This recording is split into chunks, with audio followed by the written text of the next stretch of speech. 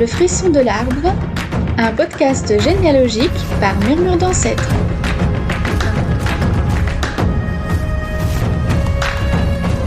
Une ferme en Haute-Savoie.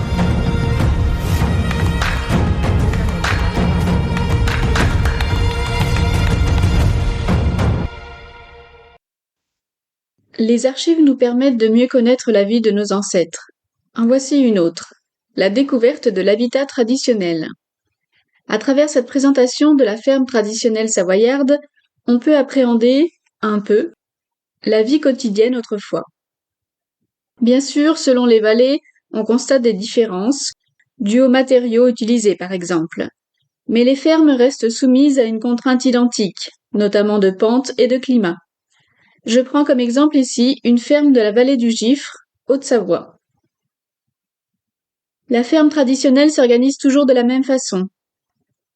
Parfois une ou des caves, en sous-sol ou semi-sous-sol. C'est un lieu de stockage ou un abri pour les chèvres et ou les cochons.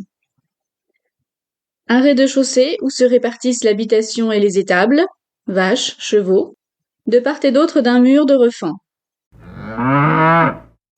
Un premier étage où se trouve la grange. Des bâtiments annexes, greniers, parfois fours ou cabanes à outils.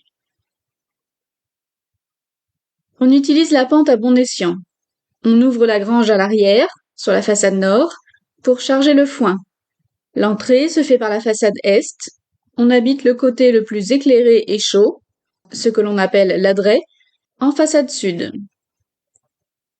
Comme partout ailleurs, l'architecture traditionnelle utilise les matériaux locaux. La pierre, notamment pour les soubassements, et surtout le bois.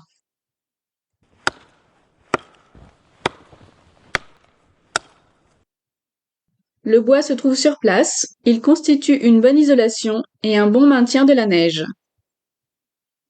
On remarque le débord du toit, qui permet de lutter contre le climat, en l'occurrence de se protéger de la neige. Ce toit débordant aménage aussi un espace de stockage ou de travail à l'abri des intempéries. La toiture est à deux pans. La couverture est en bois. On les appelle ancelles, des planches de bois mesurant 80 cm de long sur environ 30 cm de large et simplement posées sur le toit, retenues par des perches et des pierres placées dessus. Ou tavaillon, planches de bois mesurant 40 cm de long sur environ 15 cm de large et clouées. Les animaux dessous et à l'arrière, le foin dessus, l'habitation est bien isolée.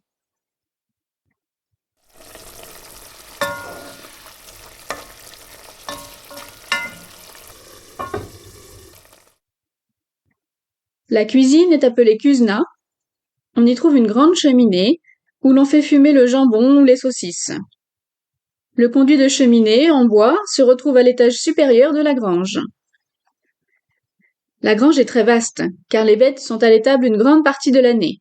Il faut donc disposer de foin en conséquence. On y abrite aussi le matériel agricole, et on y bat le blé en cas de mauvais temps. Sur les maisons anciennes, on reconnaît la pierre à évier qui déborde de la façade, sous une fenêtre pour donner de l'éclairage lorsqu'on fait la vaisselle. Le poêle ou pelé est la pièce principale. C'est la pièce à vivre où la famille se retrouve, parfois à plusieurs générations, travaille et dort aussi parfois. La courtine est une courette abritée par le toit située à l'est de la maison. Une double porte marque l'entrée, l'habitation à gauche, l'écurie à droite. On craint les incendies du bâtiment principal. C'est pourquoi les objets de valeur sont stockés dans les bâtiments annexes. Une cabane à outils, par exemple. Inutile de rappeler la valeur des outils, notamment dans les périodes anciennes. Souvent fabriqués sur place, ils étaient parfois transmis de génération en génération.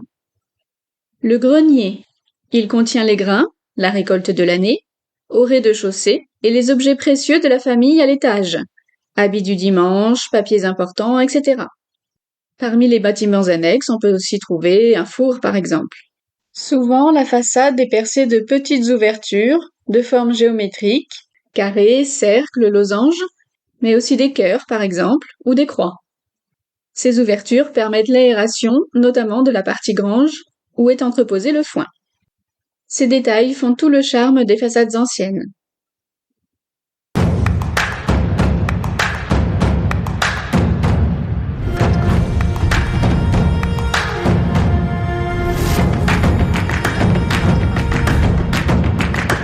Retrouvez tous les podcasts et les articles sur le blog Murmure d'Ancêtres.